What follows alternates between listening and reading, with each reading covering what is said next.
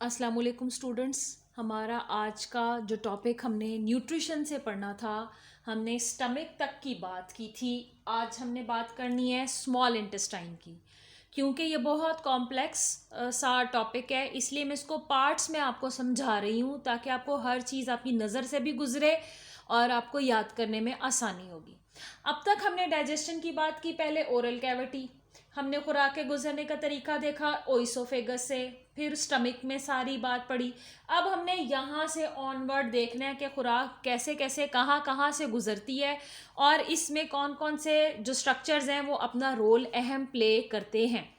हमने बात की थी कि दो स्फिंक्टर्स होते हैं, एक यहाँ जिसे हम कार्डियक स्फिंक्टर कहते हैं जो कि ओइसोफेगस से स्टमक में आने के लिए खुराक को हैंडल करता है, और एक यहाँ स्फिंक्टर होता है जिसे पाइलोरिक स्फिंक्टर बोलते हैं, जो कि मसल्स होते हैं स्पेशली और रिंग लाइक थोड़े से होते हैं, और ये गार्ड करते हैं इस ओपनिंग को, स्टमक से खुराक को स्मॉल इंटेस्टाइन की तरफ जो है आने में मददगार साबित होते हैं और उसको कंट्रोल करते हैं। स्मॉल इंटेस्टाइन स्टमक से ऑनवर्ड स्टार्ट हो जाती है, बहुत लंबी क्वाइल्ड ट्यूब होती है और हत्ता कि ये जाके ओपन होती है लार्ज इंटेस्टाइन में। ये जो रेड कलर में आप सारा लॉब्यूलर पोर्शन देख रहे हैं, this is our large intestine, and the internal convoluted portion, looped portion जो कि बल बनाए हुए हैं जिसने वो स्मॉल इंटेस्टाइन है सारी की सारी।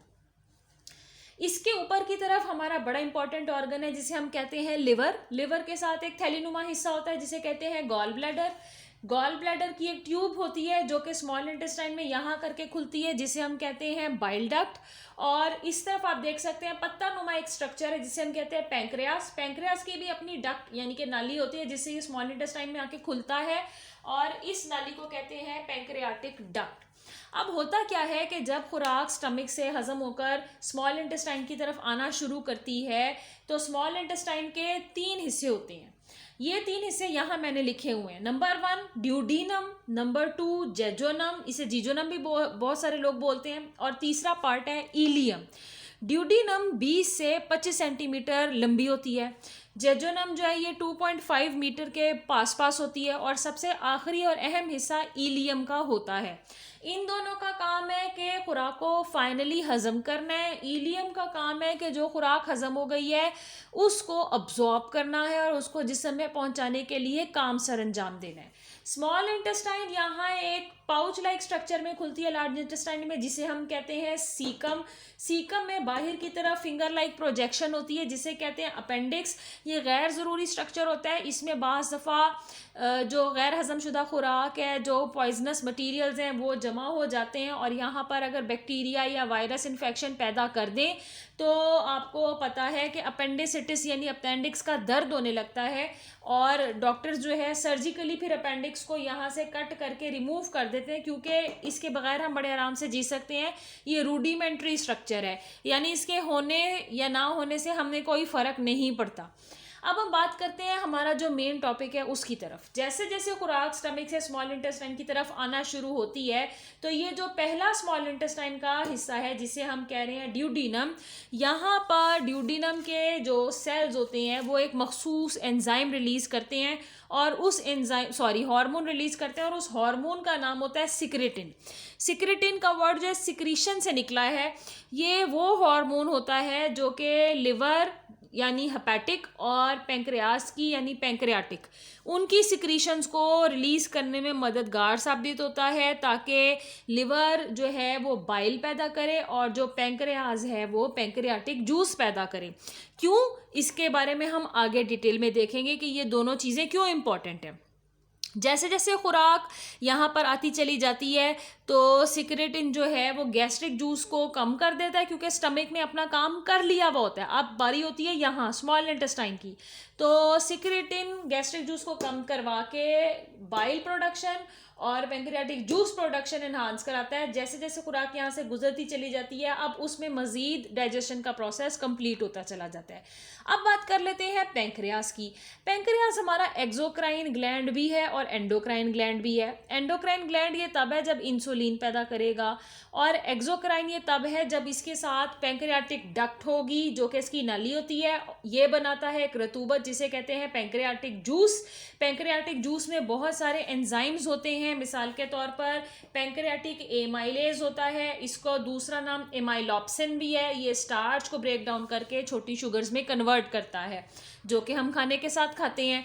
इसके अलावा इसमें लाइपेज पाया जाता है, जो कि फैट्स को डाइजेस्ट करने में मददगार साबित होता है। जब भी किसी एंजाइम का नाम हम पढ़ते हैं तो उसके एंड पर ASE लिखा हुआ आता है, उससे हमें ये पहचान लेना चाहिए कि ये एक एंजाइम की बात हो रही है। ओके, अब हम बात करते हैं ट्रिप्सिन की। ट्रिप्सिन जो है ये बड़ा ही इंपॉर्टेंट एंजाइम है।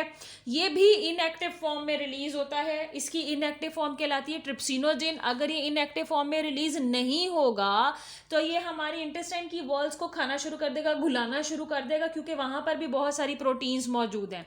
इसलिए ये इनएक्टिव फॉर्म में सिक्रीट होता है। पहले ट्रिप्सिनोजिन उस हालत में होता है, बाद में ये एक्टिव हो जाता है ट्रिप्सिन, क्योंकि एसिडिटी का चेंज आ जाता है, और फिर ये प्रोटीन्स को हजम करके पॉलीपेप्टाइड चेन्स और अमाइनो एसिड्स में इसको कन्वर्ट करता है, ताकि जो हमने प्रोटीन खाई है, जैसे कि अंडे में, गोश्त में, दालों से हमें मिलती है, वो हजम होना शुरू हो जाए। तो ये इंपॉर्टेंट पार्ट्स थे पैंक्रियाटिक जूस के। तो आप अंदाज़ा कर सकते हैं कि पैंक्रियाटिक जूस कितना इंपॉर्टेंट है, क्योंकि ये सारी चीज़ों को हजम करने में हमारी मदद कर रहा है। अब अगर हम बात करें हमारे लिवर की, तो अल्लाह ताला ने स्टमक भी एक ही दिया है, लिवर भी एक ही दिया है, पैंक्रियास भी एक ही दिया है। इसी तरह स्मॉल इंटेस्टाइन और लार्ज इंटेस्टाइन भी ऐसे ऑर्गन्स नहीं हैं कि जो डबल डबल हों। तो ये लिवर क्या करता है, जब अमोनिया यहाँ पर जाती है NH3, जो कि बड़ी ही हार्मफुल पॉइजनस गैस होती है, तो ये इसके अमाइनो ग्रुप को रिमूव करके इसके जो हार्मफुल एस्पेक्ट्स हैं और हार्मफुल जो इफ़ेक्ट्स हैं उनको दूर करने की कोशिश करता है, जिसे हम कहते हैं कि इसने डीएमिनेशन की है। फिर बहुत सारे रेड ब्लड सेल्स जिनकी उम्र पूरी हो चुकी होती है, जो अब हमारे काम के नहीं रहते हैं, ये उनके भी प्रोडक्ट्स को उनको भी ख़त्म करने की कोशिश करता है, और उसकी जगह नए रेड ब्लड सेल्स के जो प्रोडक्शन का फिनोमेनन है उसको तैयार करने में मददगार साबित होता है। फिर जो हमारा मेन कंसर्न है, ये जो लिवर है ये एक मखसूस रतूबत पैदा करता है, जिसे हम कहते हैं बाइल। बाइल को बनाकर ये थैलीनुमा स्ट्रक्चर में सेफ करता रहता है, जिसे हम कहते हैं गॉल ब्लैडर। जब जब खुराक यहाँ स्मॉल इंटेस्टाइन में ड्यूडेनम की तरफ आती है, लिवर बाइल को इस डक्ट, जिस नाली को मैं अब इशारा कर रही हूँ बाइल डक्ट, उसके थ्रू स्मॉल इंटेस्टाइन में भेजता है। बाइल एक ग्रीन से रंग का रतूबत है, कंपाउंड है, कंपाउंड तो नहीं कहना चाहिए, समझ लें कि लिक्विड वाटरी फ्लूइड है।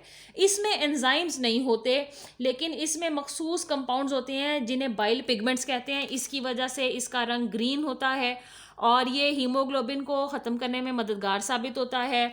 ये फैट्स को हज़म करने में मददगार साबित होता है। बाइल सॉल्ट्स को, जो कि कंपाउंड्स छोटे छोटे इसके अंदर शामिल होते हैं, उनको हैंडल करने में ये मददगार साबित होता है। ये फैट के बड़े बड़े मॉलिक्यूल्स को, जैसे कि ये बड़े बड़े मॉलिक्यूल्स हैं, इनको तोड़कर, इनको घेरा डालकर छोटे छोटे कंपाउंड्स में, छोटे छोटे कंपोनेंट्स में तोड़ता है, ताकि इनको हजम किया जा सके और ये कन्वर्जन की जा सके।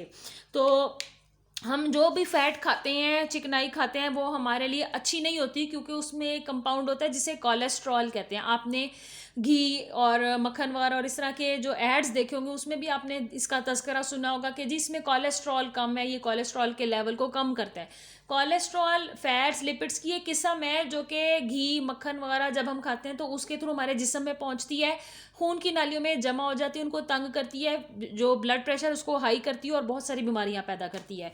तो लिवर कोलेस्ट्रॉल के लेवल को भी कम करने की कोशिश करता है। जो चिकनाइयाँ हम खाते हैं, जो कि हमारे लिए इतनी अच्छी नहीं है, अगर वो हजम ना हो और जिस्म में जमा होती रहे, उनको भी लो करने में मददगार साबित होता है। इसके अलावा अगर ये सारे काम नहीं करेगा तो बहुत सारे कंपाउंड्स यहाँ गॉल ब्लैडर के अंदर जमा हो जाएंगे और इसकी डक्ट में भी जमा हो सकते हैं। इसकी डक्ट में जमा होकर वो यहाँ पर छोटी छोटी पथरियाँ पैदा कर सकते हैं, जिन्हें गॉल स्टोन्स कहते हैं। अगर यहाँ पथरी पैदा हो जाएगी तो इस नाली का रास्ता बंद हो जाएगा और बाइल स्मॉल इंटेस्टाइन तक नहीं पहुँच पाएगी, जिसकी वजह से खुराक के हजम होने का जो सिलसिला है वो ख़राब हो जाएगा। तो लिवर का पूरा इंपॉर्टेंट स्ट्रक्चर जो है वो बड़ा इंपॉर्टेंट है, पूरा इसका जो रोल है वो बहुत इंपॉर्टेंट है। पेपर में इसके बारे में पूछा जा सकता है। लिवर हमारी चेस्ट में थोड़ा सा ऊपर करके पाया जाता है, एक ही बड़ा ऑर्गन है, इसके थोड़े लोब्स भी पाए जाते हैं। फ्रेजाइल, ये बड़ा जो है नाजुक सा ऑर्गन है। अगर हम इंसान के स्ट्रक्चर की बात करें तो यहाँ करके पसलियाँ, रिब केज हमारी होती हैं, जिनके पीछे हमारा जो लिवर है वो पाया जाता है। अगर आपकी पसलियों को इतनी ज़ोर से ज़रब लगे एक्सीडेंट के नतीजे में कि पसली टूट गई है, तो ये पसली पीछे जाके लिवर में धंस सकती है, लिवर को डैमेज कर सकती है। और लिवर क्योंकि फ्रेजाइल, बड़ा ही नाजुक सा ऑर्गन है, ये इतने नुकसान को बर्दाश्त नहीं कर सकेगा और इसमें से खून रिसना शुरू हो जाएगा, जिसे हम कहेंगे कि इंटरनल ब्लीडिंग हो गई है। और इन सब का नतीजा जो है वो हार्ट पर भी पड़ेगा, जो कि सीने में ऊपर की तरफ होता है। तो वक्त के साथ साथ इन ज़ख्मों का इलाज कराना फ़ौरन और इसका हील होना बहुत ज़रूरी है। इसके अलावा बहुत सारी मेल फंक्शनिंग की वजह से, वायरसेस की वजह से लिवर कैंसर भी हो जाता है। और बहुत सारी ऐसी डिजीज़ हैं जिसमें से एक डिज़ीज़ हेपाटाइटिस है। हेपाटाइटिस की बहुत सारी किस्में हैं जो कि लिवर को ख़राब कर सकती हैं। तो अल्कोहल का इस्तेमाल, जो कि आप जानते हैं कि ममनू है, और उसका इस्तेमाल भी लिवर को डैमेज करता है। टोबैको, निकोटीन, ये सारे ऐसे कंपाउंड्स हैं जिनका आपकी बुक में तज़किरा है कि इनको नहीं इस्तेमाल करना चाहिए, ड्रग्स वगैरह का इस्तेमाल नहीं करना चाहिए, क्योंकि इनसे हमारे सारे ऑर्गन्स जो हैं डैमेज हो जाते हैं। उसके बाद अब हम बात करते हैं हमारे लेक्चर के आखिरी हिस्से की तरफ, जिसमें मैं आपको बताऊंगी जेजुनम के बारे में। जेजुनम जो स्मॉल इंटेस्टाइन है, ये 2.5 मीटर्स लंबी होती है और ये खासा बड़ा हिस्सा बनाती है इंटेस्टाइन का। इसके अलावा ये वो जगह फराहम करती है जहाँ पर इलियम में जाने से पहले, जैसे ये लास्ट हिस्सा जो है ये इलियम है, ये दरमियानी हिस्सा जेजुनम है और ये ऊपर वाला हिस्सा ड्यूडीनम है। तो जेजुनम हेल्प आउट करती है बहुत सारे एंजाइम्स को, उनका फाइनल काम करने में मदद देती है। ये रतूबतें पैदा करती है जिन्हें हम इंटेस्टाइनल जूस कहते हैं। इंटेस्टाइनल जूस भी यहाँ पर एंजाइम्स रिलीज करते हैं ताकि जो हजम शुदा खुराक ड्यूडीनम से एक्ट अपॉन होकर आ रही है उसको फाइनली डाइजेस्ट किया जाए और इलियम में ले जाकर उसको अब्जॉर्ब करने का जो अमल है वो तेज़ किया जाए। तो इम्पॉर्टेंट एंजाइम्स जिनका आपकी बुक में तस्करा है, मैं वो यहाँ पर आपको बताती जाऊँ। ये एक टेबल है जो कि आपकी बुक में दिया गया है जनाब, आप देख सकते हैं। अमाइनो पेप्टाइडेज है, इरेप्सिन है, लाइपेज है, माल्टेज है, लैक्टेज है और इनके सबस्ट्रेट भी बताए गए हैं जनाब। मिसाल के तौर पर जो अमाइनो पेप्टाइडेज है ये पॉलीपेप्टाइड पर एक्ट अपॉन करता है, इरिप्सिन डाईपेप्टाइड पर, यानी इसमें 2 अमाइनो एसिड एक पेप्टाइड बॉन्ड बनाकर जुड़े होते हैं। और माल्टेज जनाब ये फैट्स माल्टोज पे एक्ट अपॉन करता है। लाइपेज जो है ये फैट्स पर एक्ट अपॉन करता है। लैक्टेज जो है ये लैक्टोज पर एक्ट अपॉन करता है। लैक्टोज वो शुगर होती है जो दूध में पाई जाती है। तो आप देख सकते हैं कि इससे प्रोडक्ट्स जो हैं वो ये बनते हैं। डाईपेप्टाइड्स बड़ी बड़ी प्रोटीन के टूटने से बनेंगे, अमाइनो एसिड डाईपेप्टाइड के टूटने से बनेंगे, फैटी एसिड और ग्लिसरॉल ये इकाइयाँ हैं फैट्स की, फैट को तोड़ेंगे तो ये बनेंगी और ये मिलेंगी तो नई चीज़ें बनेंगी। इसके अलावा ग्लूकोज जिसको हम ऑक्सीजन के साथ मिक्स करके तो अपनी एनर्जी बनाते हैं। और लास्ट जो है वो ग्लूकोज एंड गैलेक्टोज है। तो पेपर में इस टेबल के बारे में भी अच्छे तरीके से पूछा जा सकता है। आज का लेक्चर मैं यहाँ पर इख्तिताम करती हूँ क्योंकि अगला हमारा टफ टॉपिक है अब्जॉर्प्शन ऑफ फूड, जिसको मैं इंशाल्लाह आपको कल पढ़ाऊँगी।